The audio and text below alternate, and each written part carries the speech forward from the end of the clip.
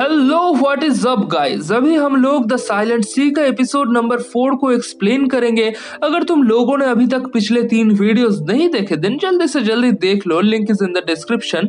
और जिन्होंने देख लिया है वो लोग तैयार हो जाओ आगे की स्टोरी जानने के लिए। एपिसोड के स्टार्टिंग में हमें कैप्टन हन के कुछ फ्लैशबैक्स दिखाए जाते हैं। कोरिया में पानी की क्वालिटी इतनी खराब होती है कि हन की बेटी के पैर कमजोर हो गए होते हैं। डॉक्टर उसे बताते हैं कि अगर उसे अच्छी क्वालिटी और मिनरल्स वाला पानी नहीं मिला तो जिंदगी भर उसके पैर काम करना बंद कर देंगे। डॉक्टर सुंग सूचन के ब्लड में से मिला हुआ सब्सटेंस को टेस्ट कर रही होती हैं। उन्हें पता चलता है कि ये तो पानी है बट इसका फिजिकल क्वालिटी अर्थ के पानी से बहुत अलग है। इसके बॉइलिंग पॉइंट्स वगैरह सब कुछ अलग होते हैं। इस तरफ कैप्टन हन अपने स्पेस सूट को एक हुक के साथ कनेक्ट करता है और खाई में नीचे की तरफ जाने लगता है। बाकी चीफ और एक दूसरा पर्सन ऊपर होते हैं किसी भी प्रॉब्लम में कैप्टन की मदद करने के लिए। कमांड सेंटर से एक इंजीनियर कैप्टन को बताता है कि नीचे जाके पावर ऑफ करने के लिए और लीवर को खींचने के लिए। फिर वो लोग सिस्टम को रिबूट करेंगे और काम बन जाएगा। कैप्टन प्लान के मुताबिक धीरे धीरे नीचे जाने लगता है। तभी उसके पीछे से कुछ आवाजें आने लगती है। वो सभी देखते हैं कि जो लिफ्ट इतने सालों से बंद पड़ा हुआ था वो बहुत तेजी से ऊपर की तरफ आ रहा है। कैप्टन बहुत घबरा जाता है। वो किसी तरह जिस टावर को पकड़ के नीचे जा रहा होता है उसके दूसरे तरफ खुद को खींच लेता है और अपना हुक लगा देता है, जिससे लिफ्ट तेजी से ऊपर की तरफ जाता है और बहुत तेजी से ऊपर टकरा जाता है। कैप्टन यहाँ पर बाल बाल बच जाता है। चीफ गांगसू ऊपर से एक और हुक पकड़ाता है कैप्टन को और कैप्टन उसे टावर के साथ अटैच कर लेता है। हुक का दूसरा छोर चीफ के पास होता है बट कैप्टन जल्दी से उसका दूसरा छोर भी मांग लेते हैं। चीफ उसे नीचे फेंकता है और कैप्टन जल्दी से उसे पकड़ के टावर के साथ अटैच कर लेता है और अपने हाथों को छोड़ देता है। तभी हम देखते हैं कि साथ ही साथ लिफ्ट भी टूट कर नीचे गिर जाता है और कैप्टन हवा में ही झूलता रहता है। ऊपर से उसका ऑक्सीजन टैंक डैमेज हो गया होता है और ज्यादातर ऑक्सीजन बाहर निकल जाता है।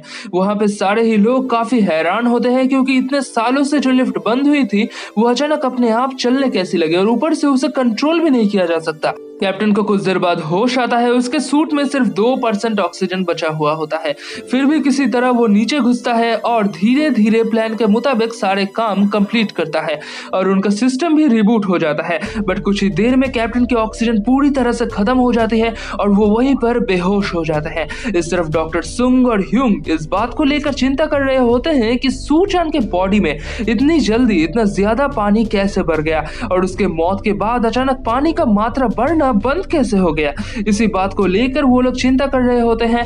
मीनवाइल कैप्टन की जब आंख खुलती है वो अपने आप को स्टेशन के अंदर पाते हैं और उनके पास चीफ गांगसू और बाकी के लोग होते हैं। इस तरफ सुंग और ह्यूंग अपने डेटा के सारे बैक्टीरिया और वायरसेस के साथ डेड बॉडी में से मिले सैंपल को मैच करने की कोशिश करते हैं बट फायदा कुछ नहीं होता। सुंग कहती है कि शायद ये कोई एलियन वायरस है। मीनवाइल कैप्टन, चीफ और बाकी के इंजीनियर्स एक छोटी सी सिग्नल को पकड़ने की कोशिश करते हैं बट उन्हें सिग्नल मिल नहीं रहा होता। तभी अचानक से उनके कंप्यूटर में एक सिग्नल दिखता है जो कि स्टेशन के बाहर की होती है। उन्हें लगता है कि ये वही घुसपैठिया होगा। वो लोग उसको ट्रैक करते हैं और स्टोरेज 3 तक पहुंच जाते हैं। वो देखते हैं कि पूरा कमरा खाली है। कैप्टन हन गीसू के बॉडी को अनजिप करता है और उसके पॉकेट से उन्हें एक डिवाइस मिलता है जिसमें एक मैसेज आया हुआ होता है और ये डिवाइस दूसरे किसी देश का होता है। वो लोग जब उन मैसेजेस को पढ़ते हैं तब उन्हें पता चलता है कि को पायलट गीसू तो कोई दूसरे देश का स्पाई था। ये सब देखकर वो सभी बहुत सरप्राइज हो जाते हैं। एक अच्छी बात यह है कि उस डिवाइस से वो लोग अर्थ के साथ कांटेक्ट कर पाएंगे। उनमें से एक इंजीनियर ऐसा ही काम करता है और डायरेक्टर चोई के साथ कैप्टन बात कर रहा होता है। वो सब कुछ डिटेल में बताता है। चोई कहती है कि वो रेस्क्यू शिप जरूर भेजेगी और उनको वो सैंपल लाना ही होगा क्योंकि वो बहुत ज्यादा इंपॉर्टेंट है। यहाँ पे कैप्टन भी गुस्सा हो जाता है क्योंकि उनके क्रू मेंबर्स के जान से ज्यादा इंपॉर्टेंस तो उस सैंपल को दी जा रही है। बट चोई जब कैप्टन को उसके बेटी की बात करती है कि उसके बेटी को बचाने के लिए भी उस सैंपल की जरूरत है तब कैप्टन ज्यादा कुछ नहीं कहता है। बट यहाँ पे कैप्टन अपना दिमाग इस्तेमाल करता है और डायरेक्टर चोई के पास से लेवल 1 का पासवर्ड मांग लेता है जिससे वो इस स्टेशन के किसी भी कमरे को, किसी भी टॉप सीक्रेट कमरे को ओपन कर सकता है। इस तरफ डॉक्टर सुंग के पास एक आइडिया आता है। वो सैंपल का एक ड्रॉप पानी लेती हैं और उसमें एक ड्रॉप फ्रेश ब्लड ऐड करते हैं और अचानक से वो पानी डिवाइड होने लगता है और देखते ही देखते एक ड्रॉप पानी से बहुत सारा पानी बन जाता है। बट कुछ देर बाद पानी डिवाइड होना बंद हो जाता है। वो तीनों ही काफी डरे हुए होते हैं। ह्यूंग कहती है जब तक तुम्हारा ब्लड सेल जिंदा था तब तक पानी डिवाइड होता गया, क्योंकि ब्लड बॉडी के बाहर ज्यादा देर तक जिंदा नहीं रह सकता, इसलिए थोड़ी देर बाद डिवाइड होना बंद हो गया। यहाँ पे उन लोगों को समझ आ जाता है कि उस कैप्सूल में रखा हुआ पानी इतना इम्पोर्टेंट क्यों है। वो तीनों जल्दी से जल्दी कैप्टन के पास जाते हैं और उनसे सवाल करने लगते हैं कि क्या वो कैप्सूल में सच में कोई दूसरा पानी मौजूद है। यहाँ पर कैप्टन पूरी कहानी सुनाता है। डायरेक्टर चोई और कैप्टन दोनों को चांद पे मिले पानी के बारे में पता था। इस पानी को पहली बार डॉक्टर सुंग के बड़ी बहन ने आविष्कार किया था। इसका नाम दिया था उन्होंने लूनर वाटर, जिससे वो लोग पूरी दुनिया के पानी का समस्या को मिटा सकते हैं। अगर वो लोग उसके विभाजन को कंट्रोल कर पाए तो ऐसा सक्सेसफुल हो सकते हैं। ये सब सुनकर डॉक्टर सुंग उनको जब बताती है कि इसका विभाजन कितना खतरनाक है और इसलिए सूचन की मौत हुई है, ये सुनकर वहां पे सारे लोग घबरा जाते हैं। बट वो लोग मिशन को कंप्लीट करने के लिए तैयार होते हैं, क्योंकि इससे पूरी दुनिया में पानी की समस्या हल हो सकती है।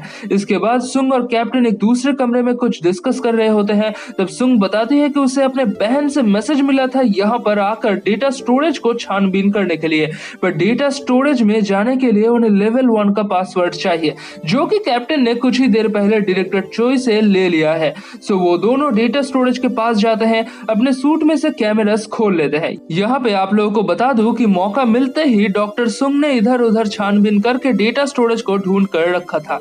खैर, इसके बाद वो लोग स्टोरेज के अंदर एंटर करते हैं। कुछ दूर जाने के बाद उन्हें अपने पैरों के पास एक छोटा सा प्लांट नजर आता है। वो एक टनल का गेट होता है। वो जब उस टनल को खोलते हैं, वहां पे अंदर प्लांट्स का पूरा जंगल बना हुआ होता है।